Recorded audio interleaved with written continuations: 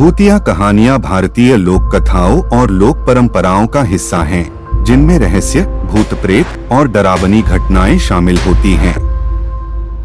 यहाँ एक हिंदी में एक रहस्यमय और डरावनी भूतिया कहानी है, किसी की मौत। यह कहानी थोड़ी सच्ची और थोड़ी काल्पनिक है। जब मैं मवाना से गंगानगर रहने आया था, वैसे तो आज के दौर में मेरठ का गंगानगर काफी बस चुका है, लेकिन उसे समय गंगानगर में कुछ ही घर बने थे, कॉलोनियां नई नई थी और लोग बसने आ रहे थे।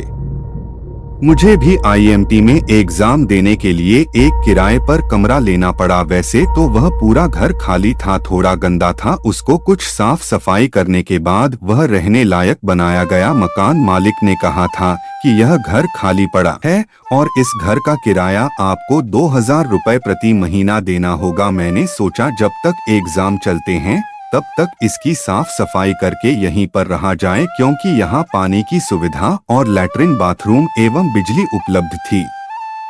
थोड़ी गंदगी थी क्योंकि वहाँ एक दो पेड़ थे जिनके पत्ते इधर उधर पड़े थे। उनकी साफ सफाई करने के बाद मैंने वह कमरा अच्छे से साफ कर दिया, लगभग पूरा घर ही साफ कर दिया। जब वह रहने के लिए बनाया गया तब मैंने अपना बिस्तर लाकर और कुछ अपने किताबें और जरूरी सामान वहां लाकर रहने लगा।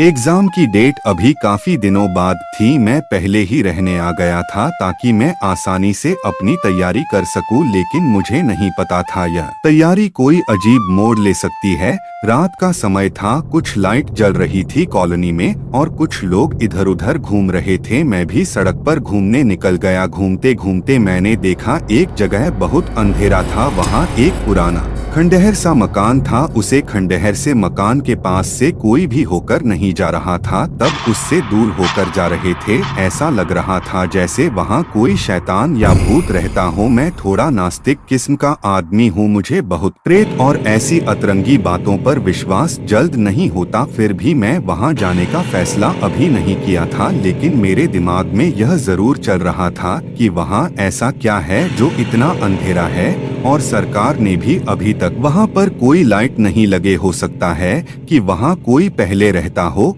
और अब वह वहाँ छोड़कर चले गए हो और वहाँ पर कोई सांप वगैरह रहते हो। इसी के डर की वजह से वहाँ लोग नहीं जाते हैं। अब मैं अपने कमरे पर वापस आ चुका था। रात के लगभग 11 बजे थे। अभी थोड़ी चहल पहल दिखाई दे रही थी, जैसे कुछ कुत्ते कॉलोनी में घूमकर इधर उधर भौंक रहे थे। अभी मैं जाकर नाश्ता पानी किया था और अपनी किताब खोलकर बैठा था। कुछ देर पढ़ने के बाद मैंने देखा कि चारों ओर घनघोर अंधेरा हो गया है। थोड़ा हल्का कोहरे का धुआं सा छाया हुआ है और अब कॉलोनी में कोई भी परिंदा पर नहीं मार रहा था और लाइट जल रही थी। जहां दूर अंधेरा था वहां अब भी अंधेरा ही था और कुछ देर में वहां से मुझे कुछ अजीब अजीब आवाज आने शुरू हो गई। मुझे लगा मैं उसे बारे में ज्यादा सोच रहा हूं, तो शायद इसी की वजह से मुझे यह आवाज सुनाई दे रही है।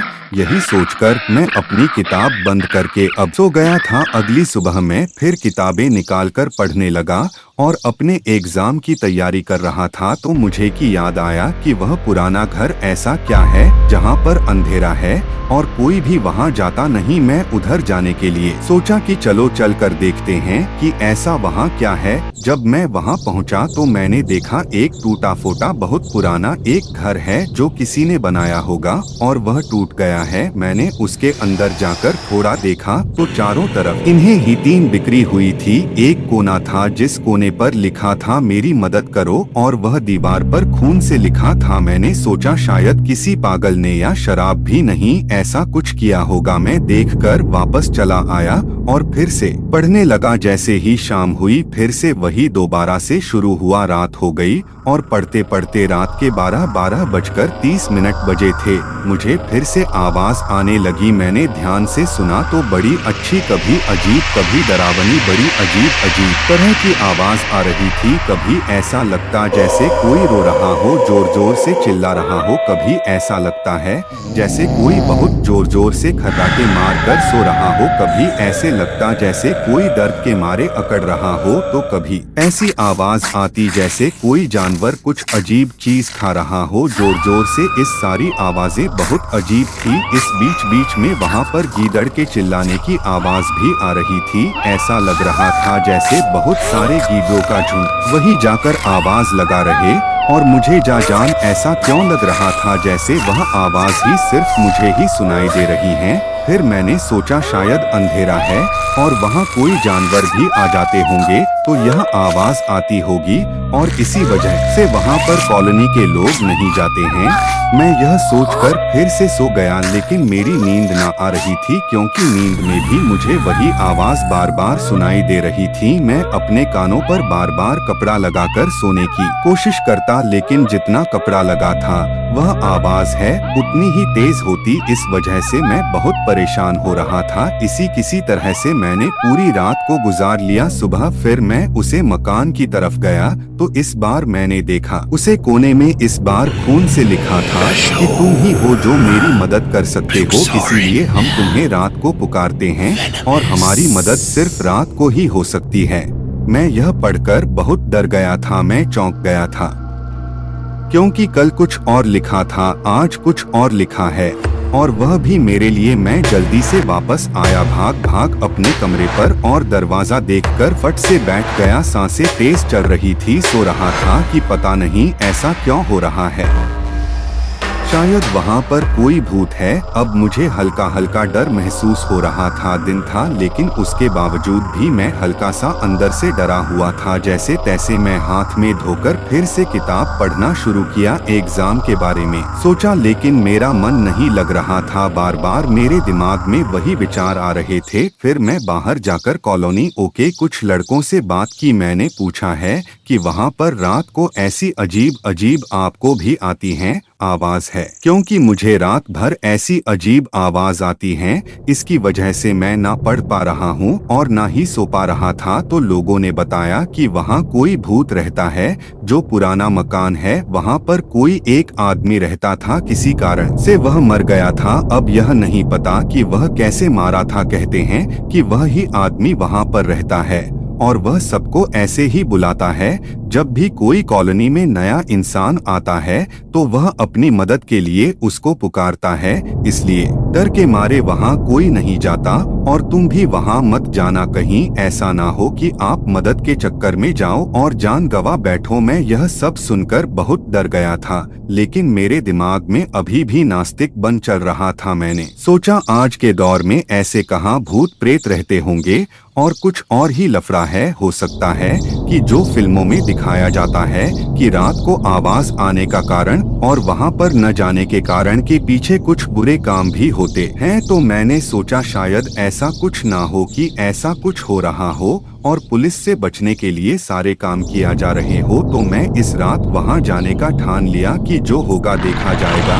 लेकिन यह तो आपको पता ही होगा, मेरठ हमेशा से आजादी के समय से और अब तक न जाने कितने भूत प्रेत की कहानियों से भरा पड़ा है। मेरठ कैसे बहुत सारे किस्से हैं जहां बहुत ही राज आज भी नहीं खुले हैं, और ऐसे ही राज्यों से पर्दा उठाने के लिए मैं मेरठ के इस गंगानगर के खंडहर इलाके की तहकीकात जरूर करूंगा। उसे रात में काफी बेसब्री से इंतजार कर रहा था कि कब मुझे वह आवाज आए और मैं वहां जाऊं, और मैंने उसके लिए पूरी तरीके से तैयारी कर ली थी। मेरे पास एक टॉर्च थी जिसे मैं बाजार से खरीद कर ले आया था, और मैं एक मजबूत लाठी भी ले ली थी। इसके अलावा मैंने सर पर एक मोटा कपड़ा बांध लिया था कि अगर किसी में से कोई ऐसी वैसी बात हो तो मेरे सर में चोट ना आए। यह सारी तैयारी करने के बाद मैंने कुछ, वैसे तो मैं नास्तिक हूँ लेकिन फिर भी मैंने कुछ जादू टोने के टोटके भारी सामान ले लिए थे, जैसे नींबू, हरी मिर्च जैसे अपने पास रख लेती, कुछ लहसुन की गोली अपने पास रख ली थी, और इसके अलावा लाल मिर्च अपनी जेब में रख ली थी। मैंने वह सारे सामान लगे जिनको लोग बताते हैं कि यह भूत से बचाव करती है।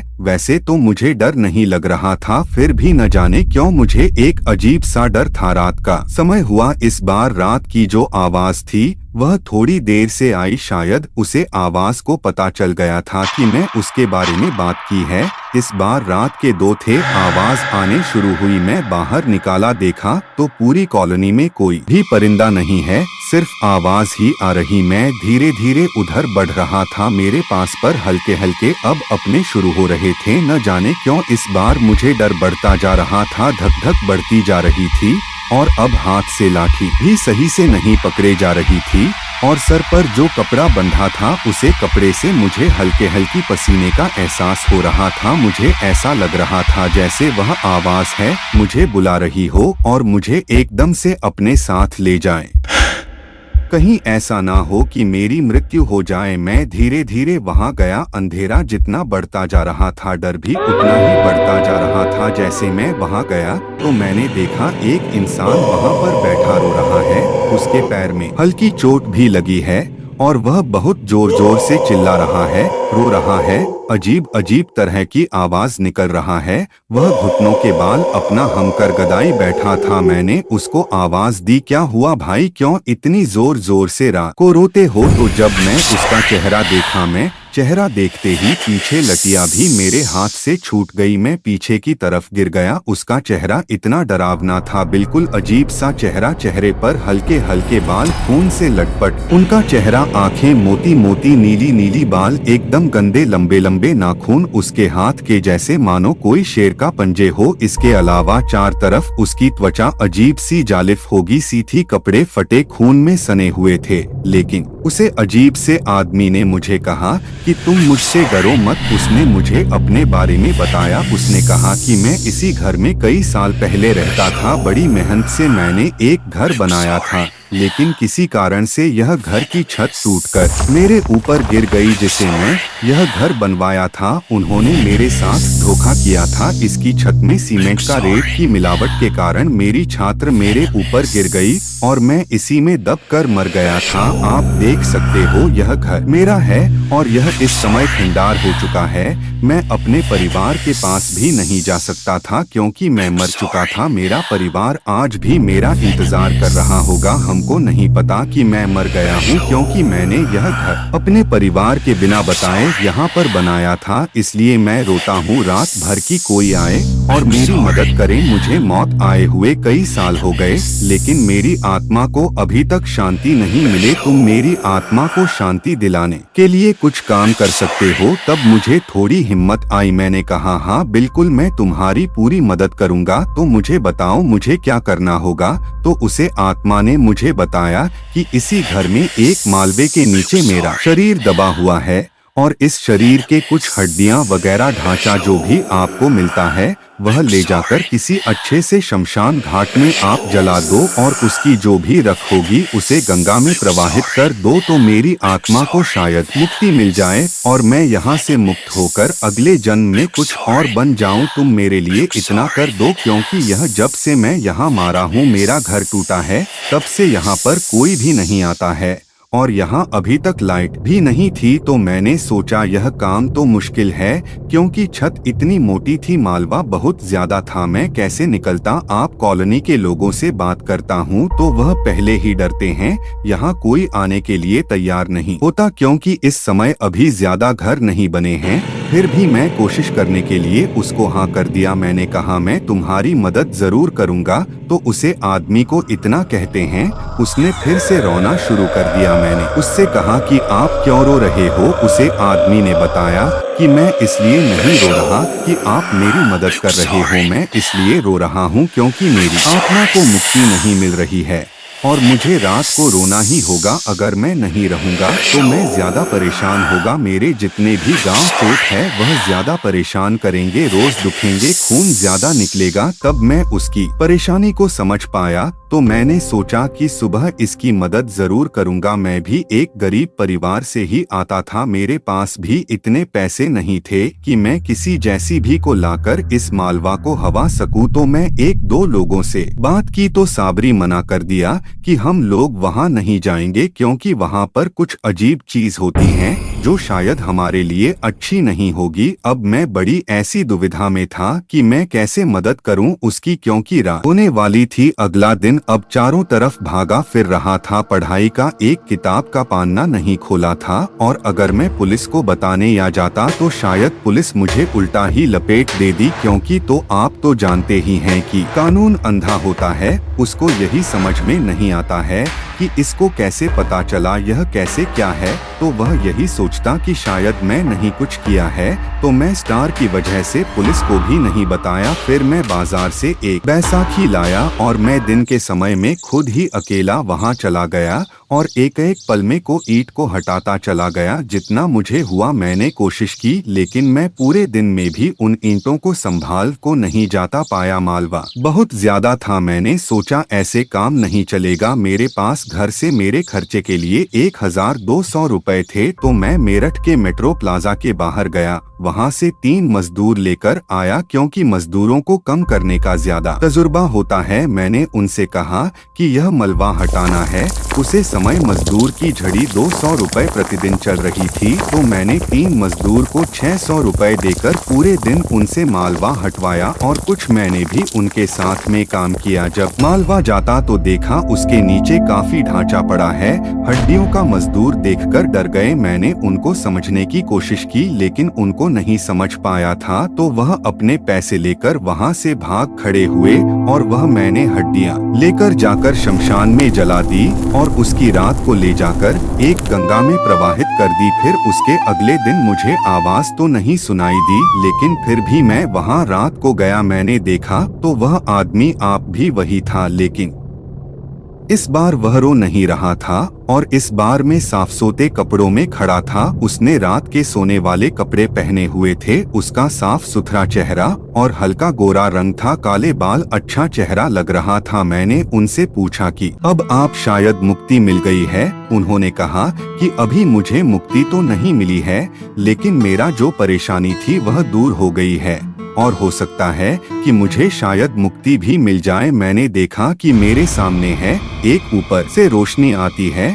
और वह उसे रोशनी में धीरे से मुझे बाय बाय करता हुआ चला जाता है। तो मैं समझ गया था क्या भगवान ने उसे मुक्ति दे दी है। यही थी गंगानगर मेरठ कहानी में, और भी ऐसी कहानी लेट रात आता रहूंगा। मेरे चैनल को सब्सक्राइब करना मत भूलना और वीडियो को लाइक करके अपने दोस्तों के साथ जरूर शेयर करें।